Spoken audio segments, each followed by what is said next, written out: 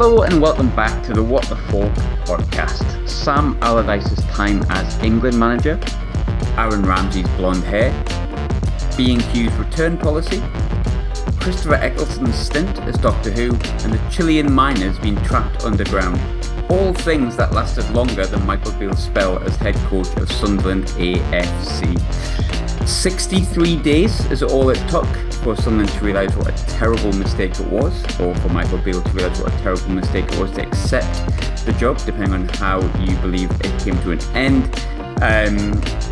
And normally you would be mistaken for thinking there's actually not much to discuss in a 63-day spell of a management era, a reign, whatever you want to call it. But it is Sunderland, so in typical Sunderland fashion, there's more than enough to make a podcast out of it. And there's a few lads that have came along to join, and there's a fair bit to get through, as it normally is when a manager departs, even if they've only been here 63 days. First and foremost, Lee, how are you, mate? Are you doing well this evening? I'm doing very, very well, mate. I mean, it's not nice to see someone lose a job, as it never is, but I'm pleased common sense has prevailed in this bit, and he's gone. Yeah. Dave, someone specifically requested you to come on the pad, guys. We're in the pad. How are you, mate? You alright? You well? Oh, man. I'd love to say I hate being right, but I'm quite enjoying it today. Really enjoying it. I've had messages in abundance, like privately and publicly. Yeah. Well, what a day. Another day. As a special shout out to Ross. Can we just have a boring day in this football club? Let alone just a mediocre season. Can we just have a boring day? And apparently we can't. Oh, what a day.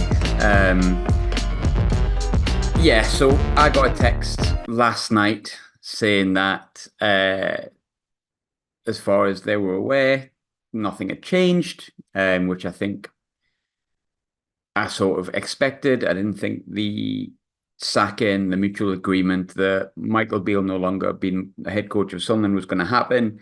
And then I woke up this morning with a lovely text from the same person saying, hang on a minute, mate, I've got some good news. And lo and behold, he's gone. After that, I kind of hinted at it, and social media all went a bit mad. And then, bit by bit, what had happened was coming through. And then the club, about 7 hours later, decided to be like, oh, yeah, by the way, he's gone, which is all very interesting. But I think you can probably tell in our tone. And again, it's never nice when someone loses the job. And there's absolutely nobody on this podcast that wanted to be right about Michael Beale not being good, because essentially it's cost Sunderland 12 games. I'd much rather have been wrong about that, to be honest with you. But it is over. And I think, for me, I was speaking privately with all the lads and that on the WhatsApp group. Actually, I felt like Beale's reign would be bad, and I was really concerned about it because of what I knew about what happened up here. But there was a part of me that went, but surely he learned from those things, and the patterns just completely repeated itself, and it actually probably went worse than I anticipated it to go. And whilst I wish him well, because you don't want to see anyone suffer, and there is obviously stuff in his personal life which 100% as a Sunderland fan and as a man and myself, I will back him and support him with. But I just think as a manager, it hasn't, a head coach, sorry, it hasn't worked, and there is relief there, and it's probably why we sound happier. But Lee, I'll come back to you. There is a relief there because I think we all knew it wasn't really going to work, and unfortunately we were right, and I genuinely mean that. Unfortunately we were right, and it's something I didn't want to be, but bit of relief from your side, Lee? Yeah, definitely. You could tell from the get-go it was never, ever going to work. His first game, when you've got to come out and apologise after your very first game in charge for the manner of performance that you give, it doesn't really set the world on fire. And one thing I do massively disagree with, and I think it's been said by people not in Sunderland circle, is that he was on a hill to die on due to the negative stuff when he first came in. But if you look past the Stoke game, the Middlesbrough game, and the Plymouth game, some fans wanted it. Some fans were starting slowly come round as if to give him a little. We did. We give him praise for the the Stoke result, the Middlesbrough result, and the Plymouth result. And you think to yourself, yeah, it's a great start. Get us back on them playoff spots. Keep going. His interviews changed. I don't know if that was someone from the inside telling him. So like, his manners changed, his demeanour changed. Then he just went back to type like that. Like just straight away back to type, like before the Huddersfield game and after the Huddersfield game. Then you had Saturday and Trey Hume Gate and all this, and you're just sitting yourself and you go, no, it's never ever gonna work, because I think personally he's still hurt from his time at Rangers, like from his sacking at Rangers, and after his disappointment there, you'd think any manager worth his salt who wants to have a successful career for himself would have took a sabbatical and not put his name in the hat for a job like this. And I think he's had too many scars from his previous employment. It's obviously showed in the space of 64 days because he's out of work again. I mean, within a year, he's had a really bad way to leave a football club in QPR, which always didn't sit right with me anyway. But I suppose I understand his connection to Rangers, and him going to Rangers was maybe something he couldn't turn down. But again, I just repeat, he didn't really learn much from his time at Rangers. And I think some people would probably look at me and be like, well, where you live, have you got a bias? No, not really. I think I just knew a bit more about what happened up here, and that concerned me quite a bit when it comes to my own football club. And I agree. I think he's been scarred quite heavily by it, and I think he probably needed more time out of work to not just learn his mistakes. I think heal a little bit. We talk about people being human and stuff like that. The guy's obviously a decent coach. I just think he needs to learn the cult of personality a little bit. When he had Gerrard in front of him, Gerrard, someone who's been in the most pressure situations as a footballer ever. I think it's come to show that he's not too much without Michael Beale.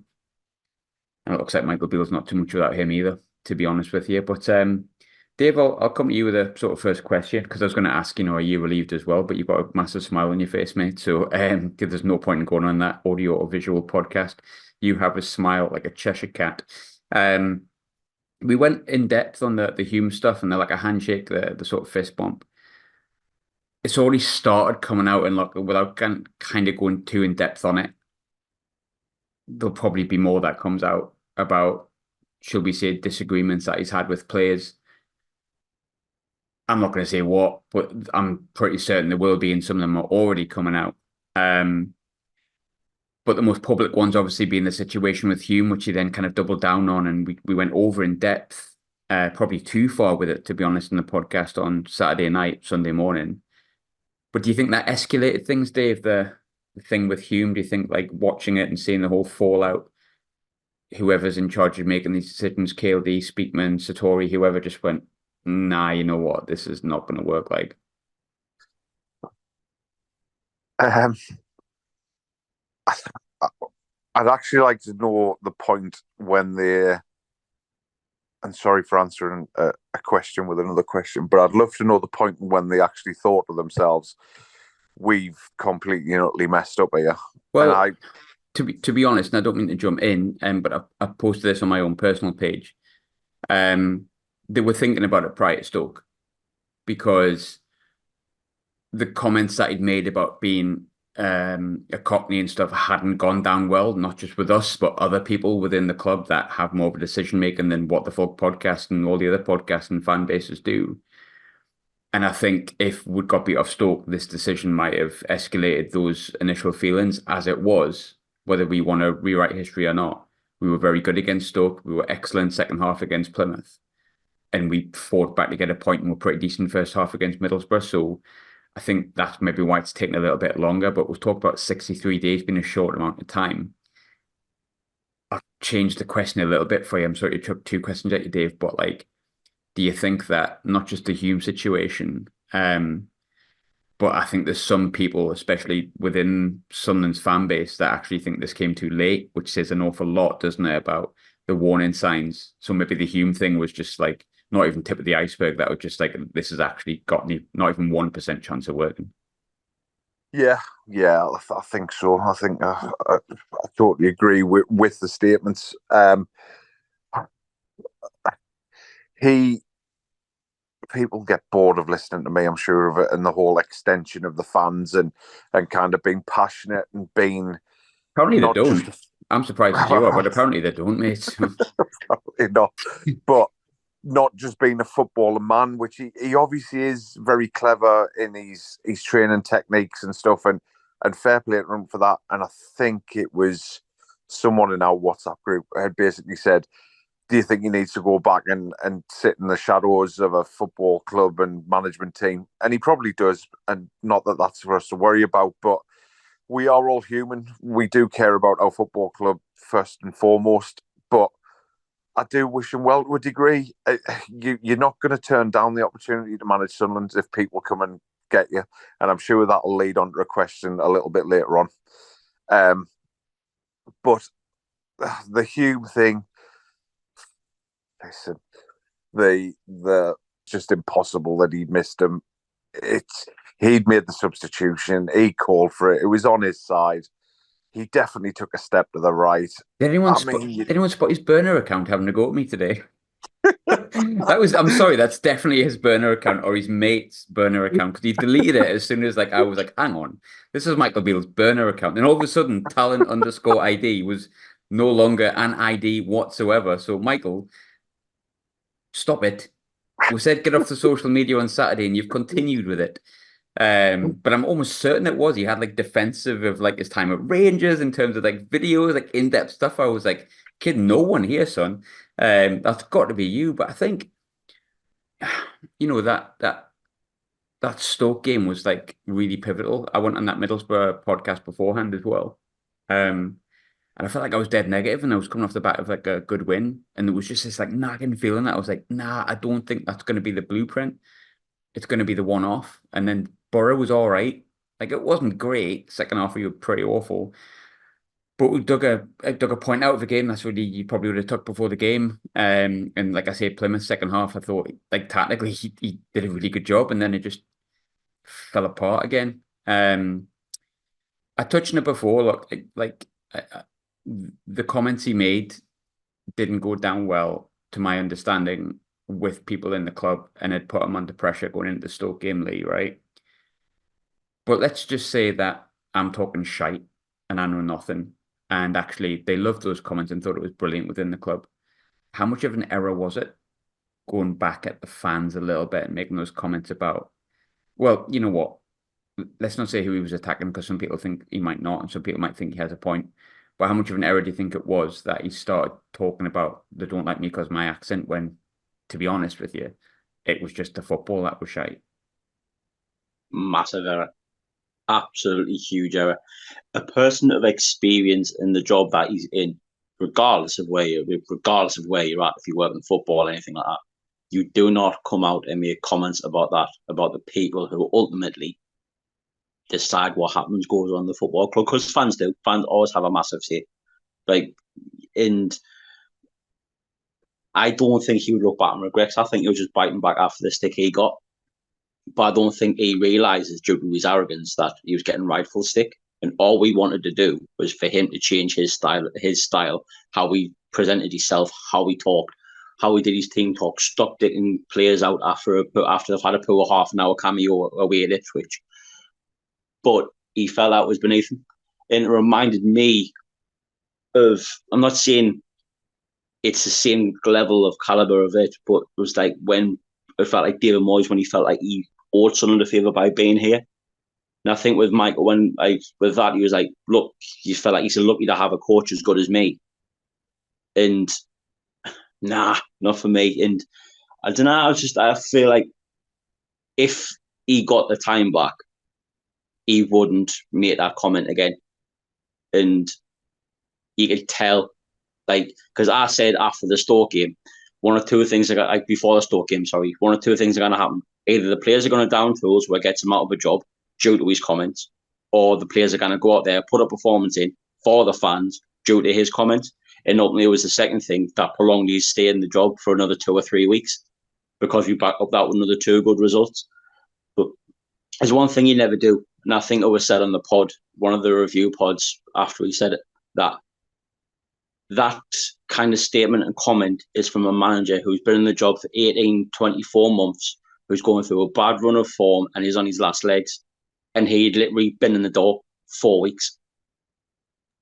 So I think if Michael Beale himself would look back, I think he'd look back with that regret, because he should never have ever made that comment, because it was literally arguably the final nail in his coffin. People we got some good results, but people were just waiting for it to go wrong again. And ultimately it has, and ultimately cost him his job. I don't think people were waiting. I think people were worried that it was going to go back to it, and it did.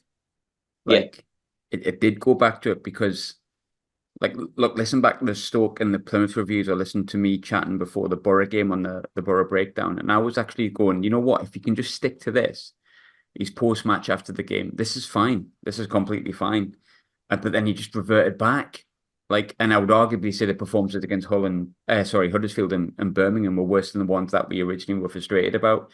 But if anyone thinks that his, the way, not that he spoke in his accent, what he said, if anyone thinks that wasn't a problem, all I'm going to say is Paolo Di Canio, who's a walking PR disaster, whether you like it or not, lasted one more game. And it took Di Canio to do his chin-up thing. You must be some form of shit to last less in a job than Paolo Di Canio. Which is concerning, isn't it? Because, I mean... Yeah, it's massively concerning. In a lower division. He was a nutcase. He shouldn't... As I say, it's exactly the same scenario. Di Canio should never have gotten now a job in the first place back then, and Michael Beale should never have gotten now a job in the first place. So it's no surprise there's literally only one game in it between their tenure. Yeah. Because they both should never have been anywhere near the football club. We also gave Paolo Di Canio a summer recruitment and Michael Beale a January one as well. So there you go, talking about errors that we've made over our years. But Dave, I'll come to you in this one next. We've kind of touched on it a little bit. After the Plymouth game, we talked about getting in the Batmobile. Could we potentially be getting in the back seat at the very least? Might we be driving it in a few weeks? It's crashed pretty fast. But we did start thinking, could he have turned a corner here? And it wasn't just the performances, that were sporadically good. Plymouth first half was drab. Borough second half was poor, or at least not good. Stoke was pretty solid in the second period, relatively good for the 90. It was never perfect, but it had signs of positivity in there. And I think what the big thing is afterwards, he hadn't tripped himself up with his words. And actually his interviews were really good. After Stoke, after Middlesbrough, after Plymouth, his interviews were good. He said relatively solid stuff. He made sense in what he was saying. And the team was performing on the pitch. Really performing-ish. Pluses considering what came prior. And then bang, performances even worse than what came beforehand. Huddersfield was worse than Hull at home. Birmingham on Saturday was every bit as bad as Rotherham away. And those two performances kind of came out of nowhere, if I'm honest. I said before about them being worried with the Stoke game, so it was already in their mind. But how much do you think those performances against Huddersfield and Birmingham solidified that this just couldn't continue? Massively. And I think I said on Saturday night, and it makes me wonder even more considering we have. So it makes me wonder who is the constant behind the scenes who's managed to bring coach and players slightly more together. Because ultimately, I think that the decent performances to a degree are just because we've actually got some all right footballers. I don't necessarily think that will be on Beale. And I think in terms of the press conferences, somebody has advised them. I said it on Saturday and I stand by it. There's somebody who's saying, listen, you need to get them on side here. You need to say this. You need, and I stand by that. I don't know who it would be. It could be Proctor. It could be who knows. But it's got a... We all saw it the day that he got appointed. As soon as it got leaked, we all saw it and we're like... And it took them a fair old time, didn't it, to come out and go, he's our new manager. And you think, oh, well, you've been a bit sheepish about that. Also, can I just point out when we announced him, right? This is funny, and it's at the moment it's just written in an article, so you don't know if it's true. But that he was making players come in. What was it? Like if they got beat, he was making players do extra training, but he wouldn't come in. And it like the first thing I was talking to Ashley about it, and Ashley went, "What about that video where he was like, I fucking love training." Like, and I was like, "Oh, maybe he doesn't after all." But I think, yeah, just. I don't know. There's certain appointments that just don't feel right sometimes. Parky felt really not right. And I think when you look at the Parky appointment though as well, even he had like a run of 8 or 9 games where you were like, oh, hang on a minute. It was turgid, boring, keep a clean sheet and launch the ball to Charlie Wyke, but it nearly got us in the playoffs. And we all look back at the Parky era as maybe like the worst. Era of Sunderland. I mean, it was statistically on paper where we were in our history and yada yada. But Lee, I think there's a big question here to be had. I think Beale rightly gets a lot of criticism, and I know this is a really divisive thing within the fan base, and everyone's opinion, whether it differs to mine completely, is so valid because ultimately at the end of it, everyone's opinion on this football club, as much as it can sometimes annoy me, sometimes people's opinions, and as much as sometimes my opinion probably drives other people up the wall, it's all for the one common goal if you want to see something do better. So as much as it pains me to say sometimes I might be wrong, opinions can be right, opinions can be wrong, but also they can never be right and they can never be wrong because they're just opinions. And I think ultimately everyone's opinion is valid because they want Sunderland AFC to do really, really well. However, my opinion is as follows, the long way around of saying this. Beale for me is a symptom, not a cause. And that's not me saying that like Christian Speakman and KLD are the worst things that we've ever had. They ain't. They've had positives, 100%. But it concerned me at the time. We discussed it at the time, how important this appointment was for Christian Speakman, because this was, lo and behold, by and large, sorry, his appointment, because I believe that's his role, is to appoint the managers.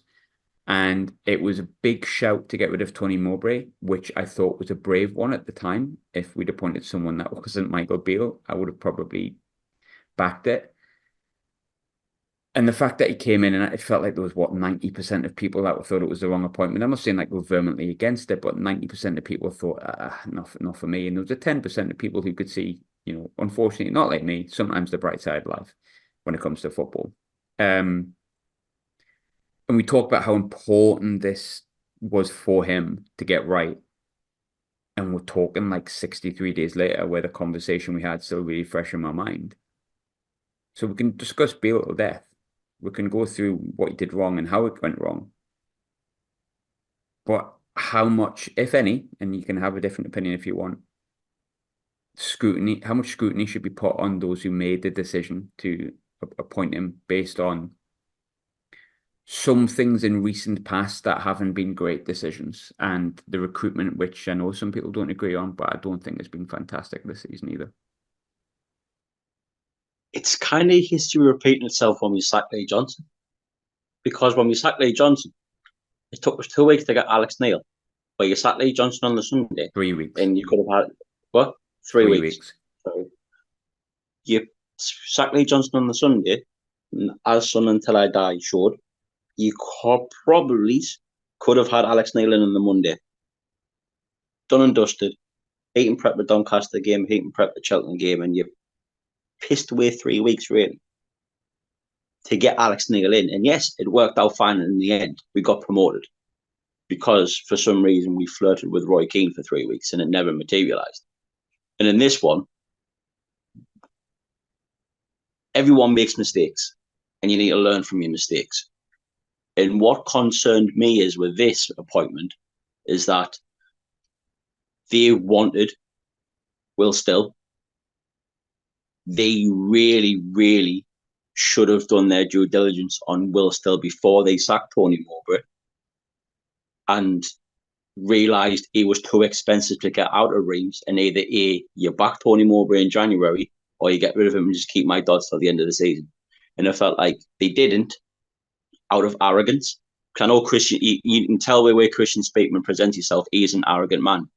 He is. You can tell by the way he talks and the way he presents himself, he is an arrogant man. It's just the opinion of Lee, not that of what the Falk Podcast. Maybe. I think Christian Spateman would say it himself, he is arrogant. But that's just me. I've had one interaction with him, and it was with my mate who was absolutely out of his tree at all, and he walked past us, and because my mate was so out of his tree and he's from Paisley, he just pointed in his face, almost poked him in the eye and went, "Christian, speak, man!" And that was literally it.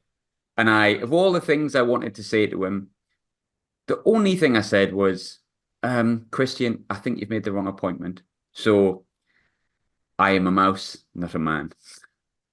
And see, and he's doing the whole 3 weeks thing again, wanting this one target, couldn't get that one target. He's gone, oh shit, and he's panicking getting Michael Beale in. But I don't know where I read it, but there was a QPR fan had a message with a Sunderland boy, I can't remember who it was, and they said once Michael Beale gets you in the room, he gets you. He gets 100%. You. Yeah. He puts on this fancy PowerPoint presentation and he gets you, and you can see that they've shit themselves with the whole Will Still situation. They've getting him in. He's paraded his PowerPoint presentation. He's blew them away.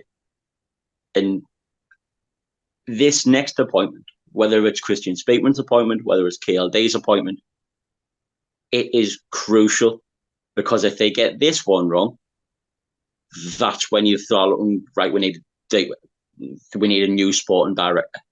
I do feel though, like we said that it's on this appointment. Just to be clear, I agree. I wouldn't scrap the entire thing right now. I think sometimes people think I would do that, and I wouldn't, to be honest. I just don't think I'm there to hold people up. I think I'm there to not scrutinize, but like hold to account if things are wrong and whatnot. When it comes to that appointment, I honestly think that he had a lot on this appointment and he's messed it up. I think if you're sacking someone like Tony Mowbray when you sacked him, you had to have someone lined up and a backup that you fully trusted. Not a bloke that came in. I think it was relatively well documented that Beale was not on that shortlist until he got kind of an interview, and then that's it, he's in, and it's like, whoa, this is some of the best coaching I've ever seen in the world. Okay. But as we've seen, there's so much more to management than just like, can you set a team up? And I mean, arguably, in his time at Sunderland and Rangers, you can't do that either. But I think that's got to do with the fact that the players don't take in his message because they don't, or he doesn't have good man management skills based on what we've read. And I think that was one of the big worries with Hume. There's a few Rangers players came out. Look, I was chatting to a few Rangers players since Clement's been there. I'm lucky enough to cover some football up here in my job, and you get to speak to players afterwards, and they've just gone top of the league, and you get to chat to them and say, what has this new guy changed? And just continuously they'll say he's simplified things. He's taught me what my job is, and it's dead easy. And it's a praise of him. I also feel it's an issue that they might have had previously I didn't have with Beale. And I think he evidently has issues with man management over the fact that there's one or two things starting to come out now already about Sunderland, whether it's true or not. I think some of them will have some substance. There's Rangers players that have came out and said he banned me from the training ground. Well-liked Rangers players, and I don't think he was at QPR long enough really to really get much of an opinion, but he left a really bad impression on their fan base. And every fan base is as important as the next, apart from ours, of course, which is the most important. But I've kind of ranted on a bit there, I think. David, it's done now. Like, we can't take those 12 games back. It's finished. It's done. Mike Dodds, lovely Mike, has been given the reins until the end of the season. Everyone feels kind of okay, if I'm judging by Twitter, which is a barometer of nothing. How do you feel about it, though? Yeah, I knew this would come around to me, because I had a good chat with our friend Michael Bowers earlier, and this is really dangerous for Michael Dodds. I'm just not. It doesn't sit right with me. It doesn't sit right with me, because to me, they've given up on the season, and I think the statement absolutely solidifies that, in the fact that we'll give everything to Dodds in order to ensure we finish as high up the table as we possibly can. Yeah, the wording wasn't great, was it?